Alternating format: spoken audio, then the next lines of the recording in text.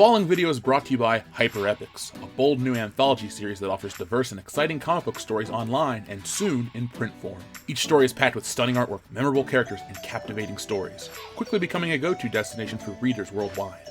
You can find them online at hyperepics.com. And if you're interested in advertising here on World Class Bullshitters, contact us, worldclassbs@mail.com, and get your product in front of hundreds of thousands of people each month.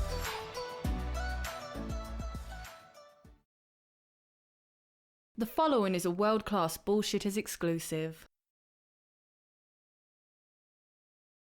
Star Wars Episode 9, The Last Cash Grab, will be hitting theaters next December, but we just got confirmation from Lucasfilm about the casting this past week. We have the usuals: Daisy Ridley, Oscar Isaacs, Yeah Boyega, Adam Driver, Kelly Marie Van Sciver, and the rest, like the Orange Anus Maz Kanata. Joining them are Kerry Russell, Richard E. Grant, and Billy D. Williams as Lando. I can't wait to see what appliance he bangs this time. The casting announcement is just that, a casting announcement. Pretty boring, except this is Star Wars, and Star Wars is owned by Disney, and Disney is full of shit. Before we get into the pandering, I'd like to mention the fact that Mark Hamill is back. Yay. Luke. Guess that hush money wasn't enough to keep him afloat for the rest of his life. What's most interesting about Mark Hamill's return is that he has no interest in returning. Well, at least he didn't. Earlier this year, Mark Hamill had this to say in regards to him playing Luke Skywalker again. "It's really tarnished my ability to enjoy it to the fullest," Hamill told ABC News of Fisher's passing. "You were asking earlier, are you going to come back? I don't care anymore on that level. Because Han Solo is gone. Luke is gone. You just can't get the band back together the way you wanted it to be. And it shouldn't be that way. It is what it is. Rather than being sorry that we can't have more of her, I'm just grateful that we had the time with her that we did." Well, Mark, I have some good news. She's back. Sort of. CNN put out this article discussing the return of Carrie Fisher to the Star Wars universe. Disney has announced the cast for the next chapter in the galaxy far, far away, and it will include the late Carrie Fisher. Fisher will reprise her role as Leia Organa using previously unreleased footage shot for Star Wars The Force Awakens, director J.J. Abrams announced Friday. "We desperately loved Carrie Fisher. Finding a truly satisfying conclusion to the Skywalker saga without her eluded us," Abrams told in a statement. "We were never going to recast or use CG characters." Abrams added that with support and blessing from Fisher's daughter, Billie Lourd, the film found a way to honor Carrie's legacy and role as Leia in Episode 9 by using unseen footage we shot together in Episode 7. Fisher died in 2016 after suffering a cardiac event on a flight from London to Los Angeles. She was 60. Following her death, Disney said it had no plans to digitally recreate Fisher's performance. Well, at least they're holding true to their word, because this is what they had to say back in 2017. A statement regarding new rumors. "We don't normally respond to fan or press speculation, but there is a rumor circulating that we would like to address. We want to assure our fans that Lucasfilm has no plans to digitally recreate Carrie Fisher's performance as Princess or General Leia Organa. Carrie Fisher was and is and always will be a part of the Lucasfilm family. She was our princess, our general, and more importantly, our friend. We are still hurting from her loss. We cherish her memory and legacy as Princess Leia and will always strive to honor everything she gave to Star Wars." As of late, there seems to be some mild controversy about this whole situation. Is she in? Is she out? How? She's dead. Etc. Our favorite pariah, Kathleen Kennedy, even came out of hiding to discuss the matter, saying that Todd Fisher, the brother most of you probably didn't know Carrie had, was confused about the whole situation. Well, maybe he was, maybe he wasn't. Todd had this to say back in June to Variety. "The Last Jedi closes with Leia still a vital part of the Resistance. Todd Fisher hopes that the character will continue to play a role in the forthcoming Star Wars Episode 9, though he said that Disney, the studio behind the scenes, hasn't told the family what Leia's fate will be in future installments. Yoda came back in the last movie, so why not Carrie?" said Todd Fisher. "In the first film, Obi-Wan says that if he dies, he'll come back stronger than ever. I feel like that's Carrie. She'll never disappear entirely." Maybe he leaked something that Cray KK didn't want out there. Maybe this whole fucking thing is a mistake. Like, seriously, Princess Leia? She should have died in The Last Jedi. They can give Han a bullshit death. They can give Luke a bullshit death. But not Leia? Is she not good enough? We were bombarded by let the past die garbage from Disney and incel fanboys, but when it comes time to live by their word, nope. Nah. My princess. Fuck that. I've been very open on my stance about Princess Leia. She was a great character. Funny, skilled, well-rounded. I believed her in the fight against the Empire. But Carrie Fisher died. Bringing her back reeks of them attempting to rewrite history. Kathleen Kennedy, in her never-ending struggle to emasculate the Star Wars universe, seems to be trying to retroactively rewrite the original trilogy as Leia's story.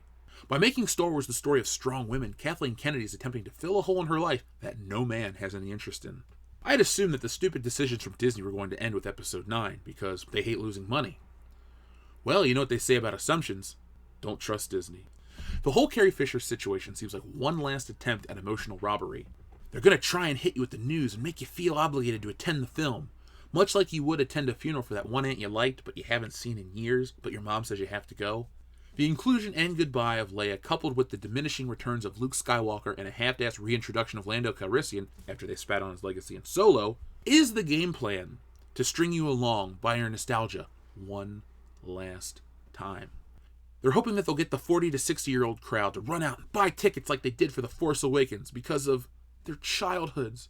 But now we have the benefit of seeing how lazy they get with their filmmaking and how vicious they get with people who don't like the movies. Disney will suffer for Rian Johnson's dickish attitude, shortcomings as a filmmaker, and general round-headedness that seems to annoy most people. After this news came out, a lot of people had contacted us about the leaks from Reddit. We covered them months ago, and while nothing has changed, I think the casting news possibly adds some weight to it. Meet Naomi Ackie, a relatively unknown actress with only 10 credits to her name. The Reddit leak discusses a new female alien.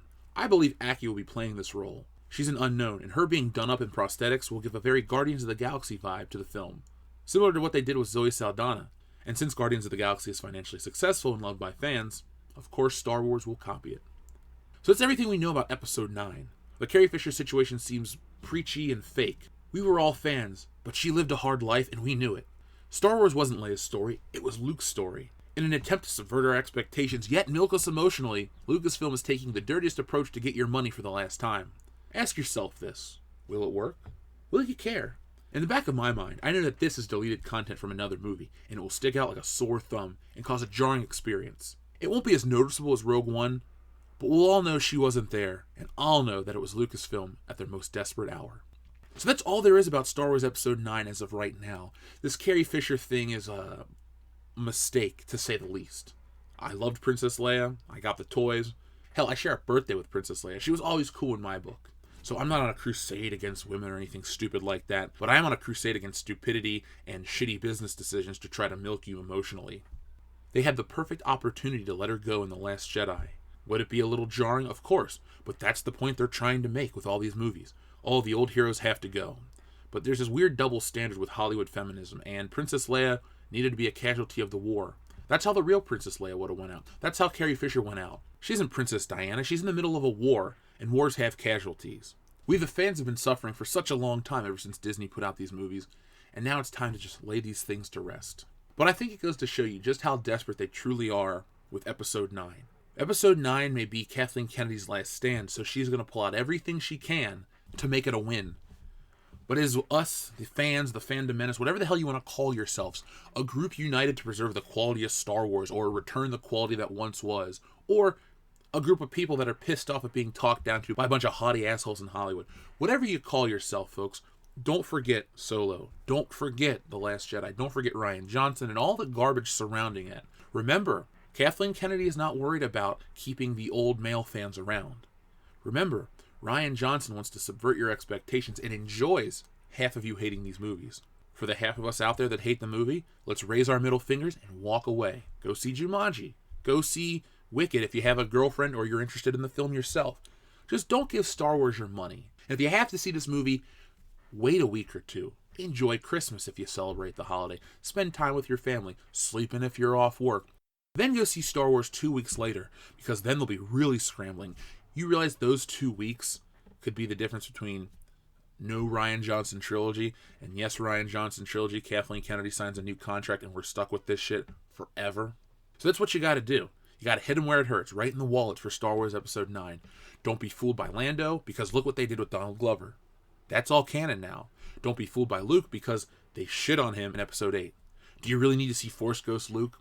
If you have to, go get yourself a Luke Skywalker action figure and a blue flashlight, and there you go. Same effect. And you can even write the dialogue yourself. So that's it for today. If you enjoyed this video, please make sure you give it a thumbs up and spread the word of world-class bullshitters.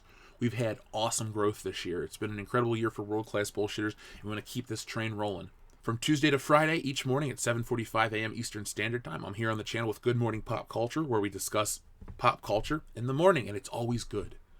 So if you haven't checked that out, make sure you do, because you're missing out. It's the most fun way to start your day. If you're on your way to work, if you're at work, working and lurking, No matter what you do, make sure you spend your time with Good Morning Pop Culture. If you're a super fan of this channel and you really love world-class bullshitters, make sure you check out our Patreon page. $1 a month goes a long way. $5, which is only 17 cents a day, goes even further.